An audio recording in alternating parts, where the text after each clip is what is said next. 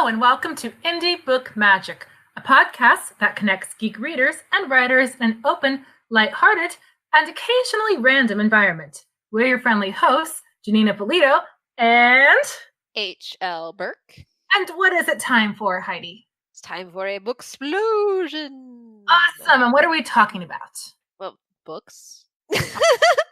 That makes sense.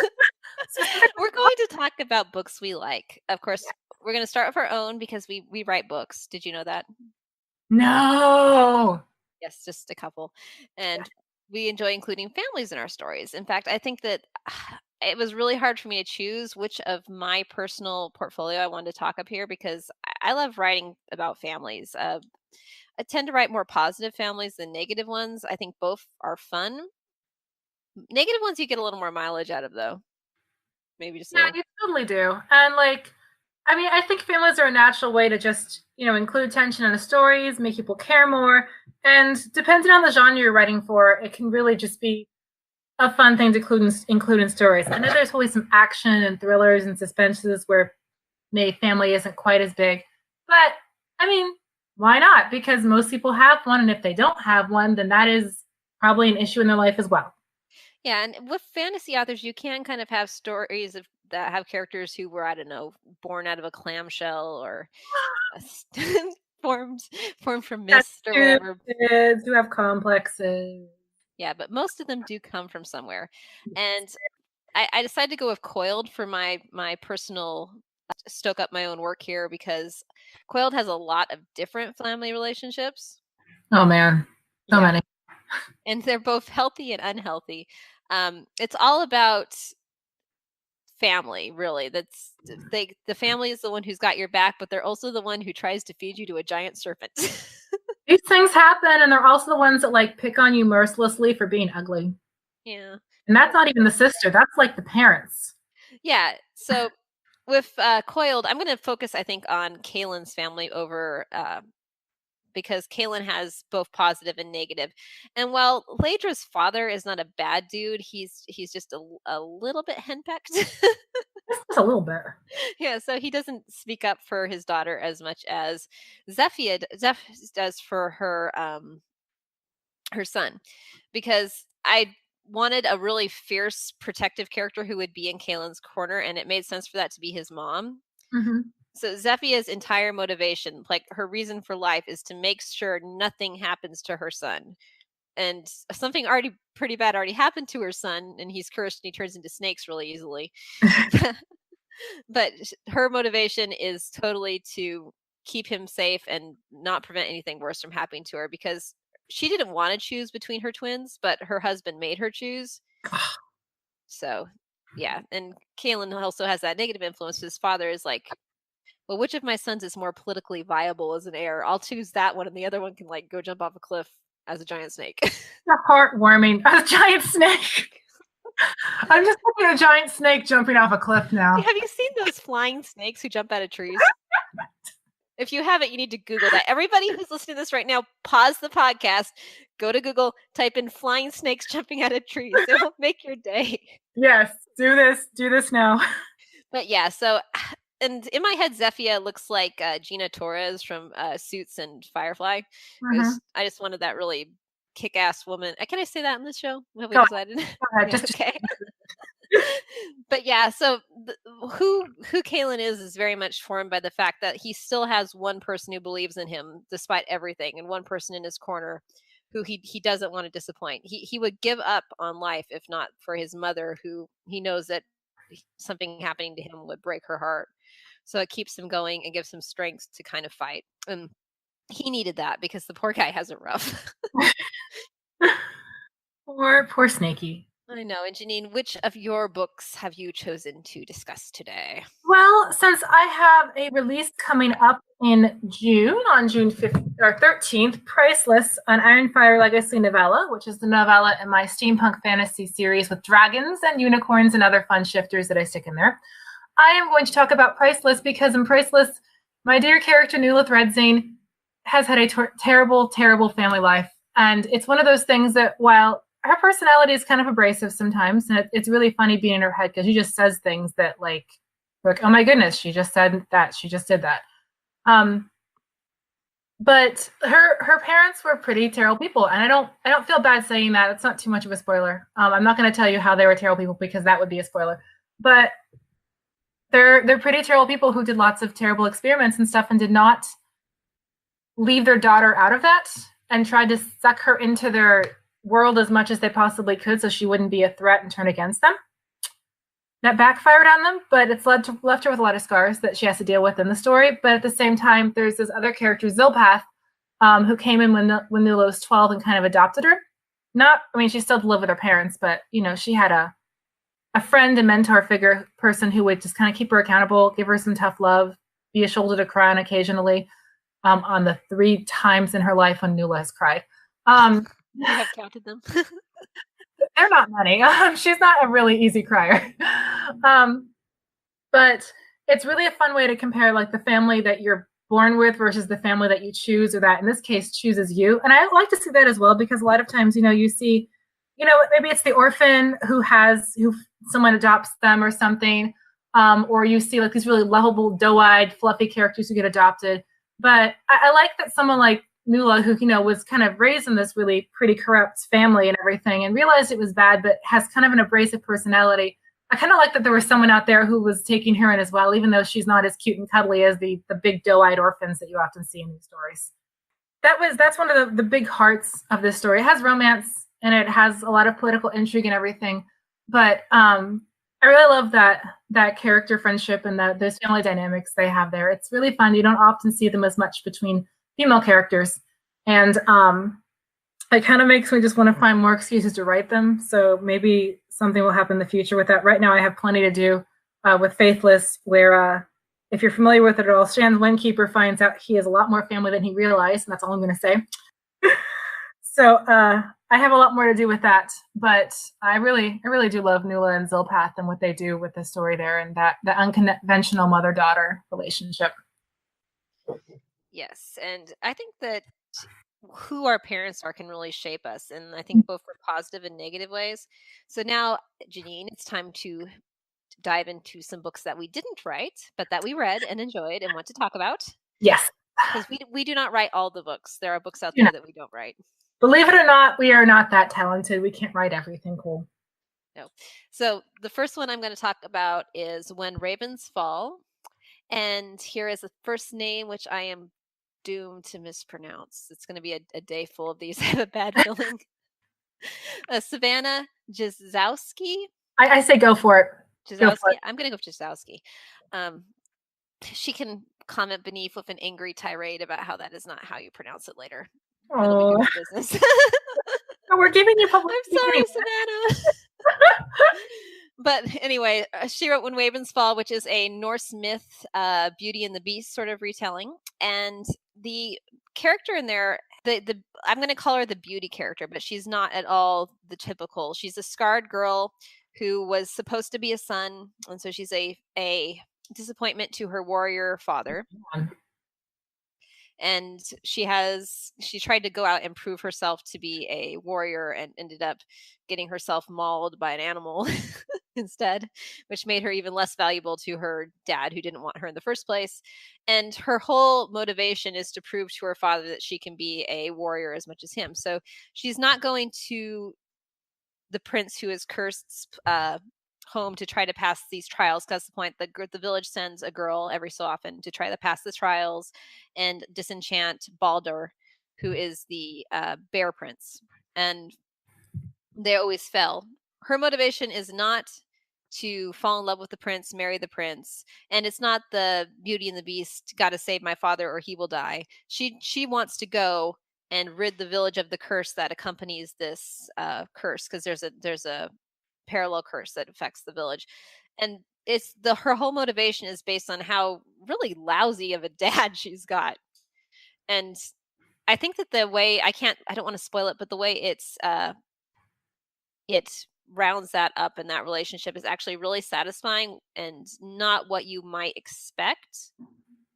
But I can't say more without spoiling it. But I would recommend that book, and I do like how there are some other parental issues in there with the Baldur's mother and things, but the relationship as a foundation for character motivation is really good because it just shows how your parents can break you, you know? Even Yeah. if they even good parents, I think, give us all scars that they don't intend to, and I've probably scarred my kids more than I would like to admit already.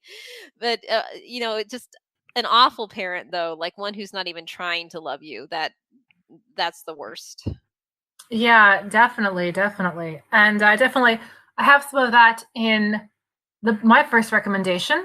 Um, Not so much the terrible scarring, but more of the repressing. And this is The Golden Spider. It is a steampunk, kind of a steampunk science thriller thing by Anne Renwick. And in this one, we have some stifling parents. And of course, our main character, as is often in the case in steampunk books, is a rather modern thinking young woman who wants to be a doctor. And her parents, of course, think this is the most unsuitable thing for her to do at her age and her high stature in society. And of course, the only appropriate thing for a young lady of much wealth in steampunk worlds is to do what, Heidi? Get married. Yeah.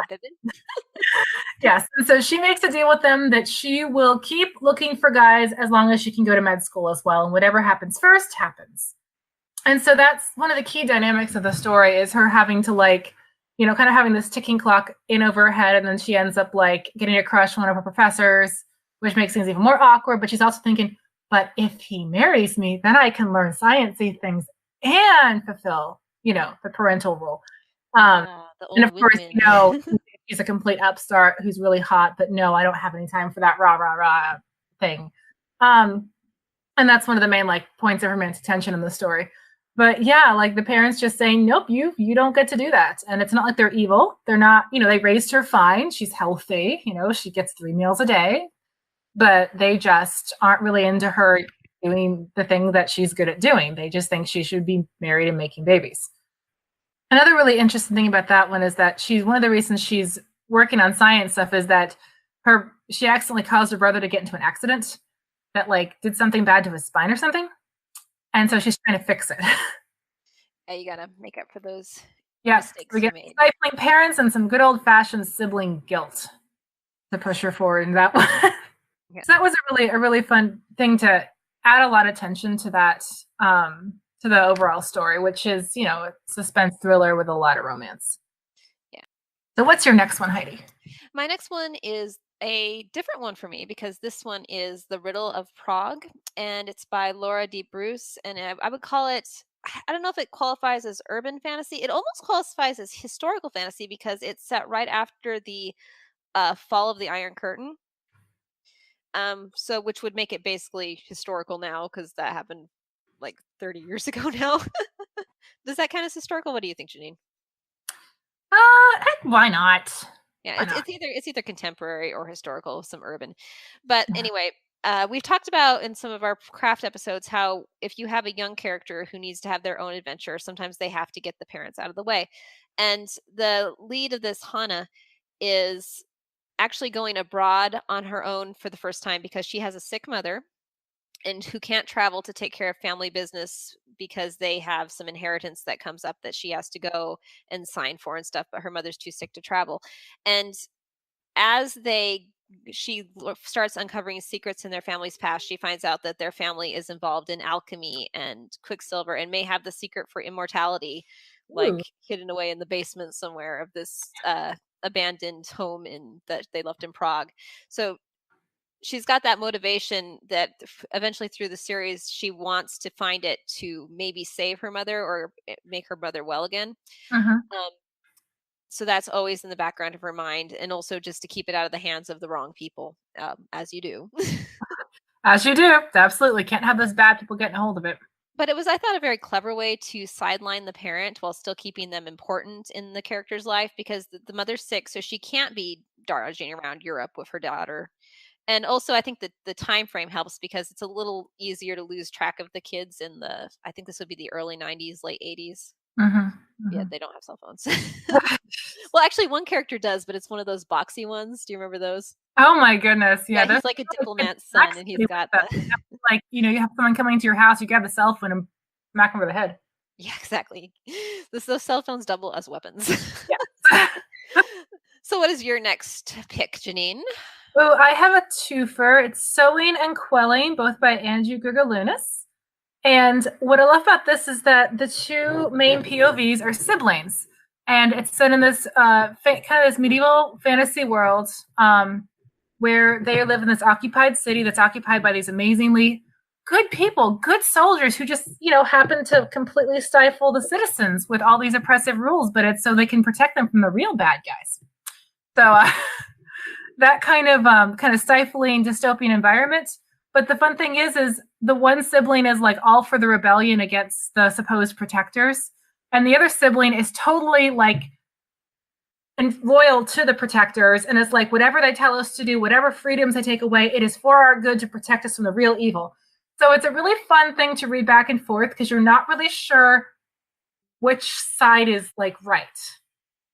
You're not, because they're both very much in their perspective, and they're not at the start of the story, they're not very much into like sympathy for the other side. So the one is completely sure that everyone who is with these supposed protectors is evil and bad and must be killed, and the other one says that these guys are like the next best thing to Jesus. So with that, it creates a really fun reading dynamic. It creates a lot of tension in the story, and these sisters are actually very close to each other. So it's really interesting to see them both trying to sort of protect the other person from themselves because they both think the other person is like misguided. And it just creates a really fun dynamic for the story. It actually really pretty much like is a main selling point for the series, is just reading their back and forth and seeing how the one who's like completely loyal to the overlord starts seeing issues with them. And the other one who's like, yay, rebellion, starts seeing that not every person in the occupying force is bad.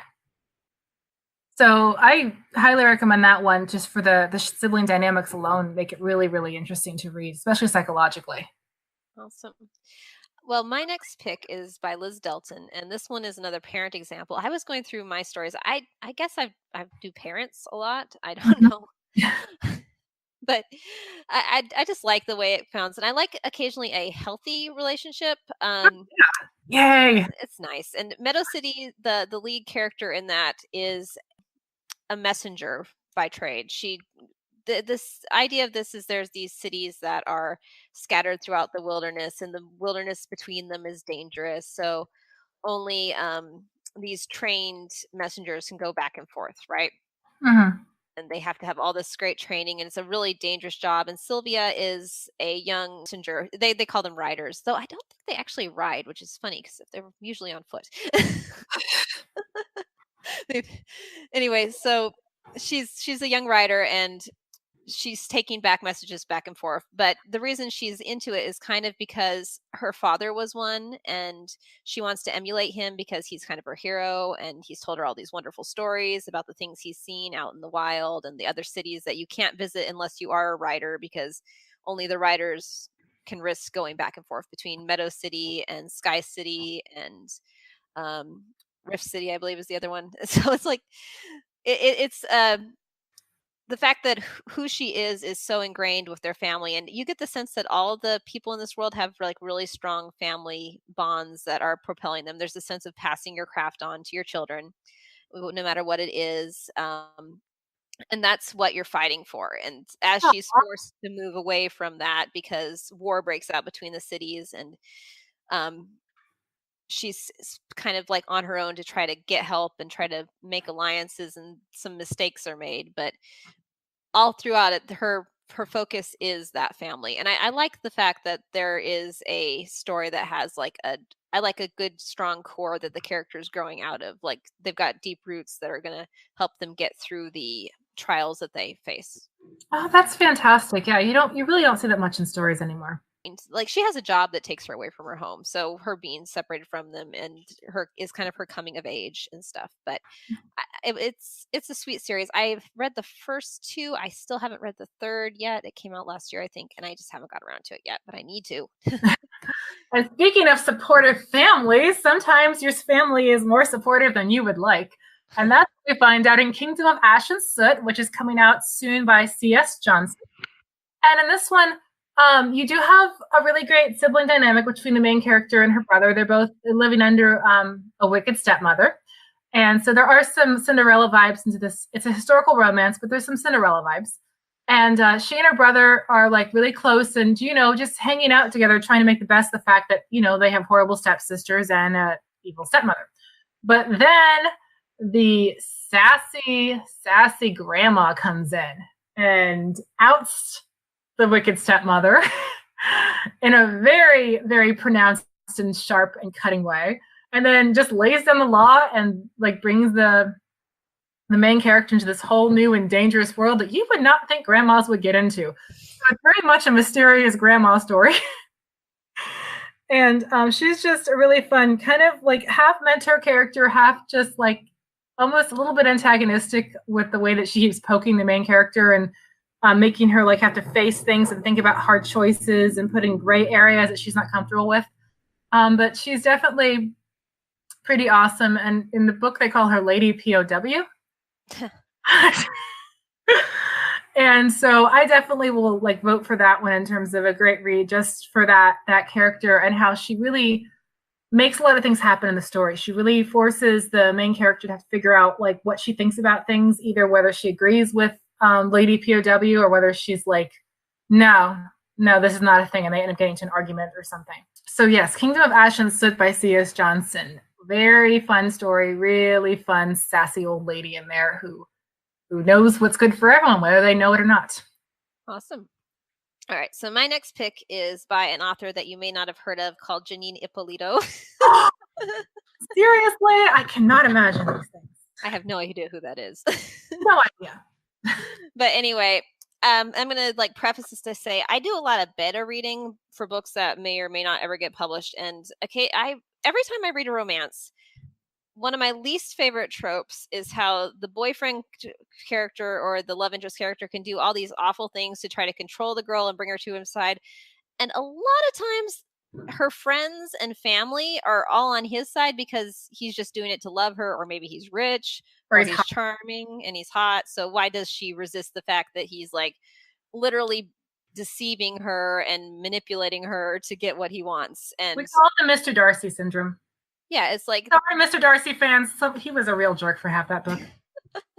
So yeah, and a lot of times he doesn't even really get his comeuppance because he ends up getting the girl. So I get so sick of that trope. So anyway, I was glad to see in the newly retitled, I believe, right? Yes. My Alien Boyfriend that you wrote is got... the boyfriend starts out kind of... He's a little more naive than he is willfully manipulative. Just makes some mistakes, and instead of like going along with it, because as you know, he is hot, of course, literally. Yeah, very.